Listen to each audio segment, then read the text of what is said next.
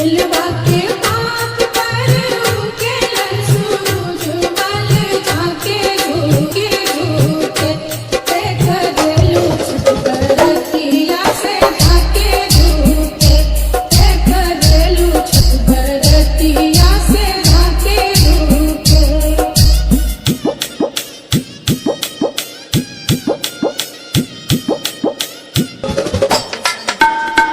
हम तो से पूछी बरतिया बरतिया से केकरा लागी।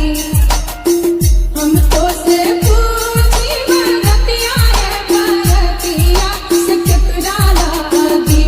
देख देलू छत बरतिया से केकरा लागी।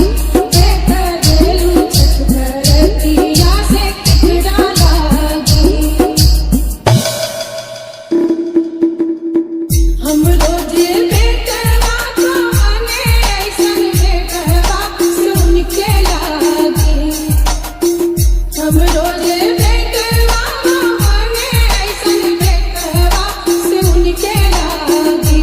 देख गली छत बरतिया से उनके लागी। देख गली छत बरतिया से उनके लागी।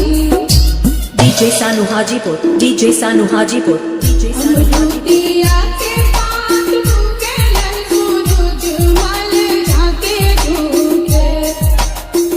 अमरूदिया के पात भूखे सूरज मल झाके झूके। देख देलू छत बरतिया से झाके झूके। देख देलू छत बरतिया से झाके झूके। हम तो से पूछी बरतिया बरतिया से केकरा लागी। हम तो से पूछी बरतिया बरतिया से केकरा लागी। देख देलू छत बरतिया से केकरा लागी। देख देलू छत बरतिया से केकरा लागी। DJ Sanu Hajipur, DJ Sanu Hajipur, DJ हम Sanu Hajipur. रोजे स्वामी को बने ऐसन स्वामी से उनके लागी। हम रोजे स्वामी को बने ऐसन स्वामी से उनके लागी। देख देलू छत बरतिया से केकरा लागी।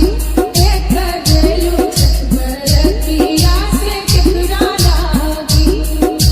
DJ Sanu Hajipur, DJ Sanu Hajipur, DJ Sanu Hajipur, DJ Sanu Hajipur, DJ Sanu Hajipur.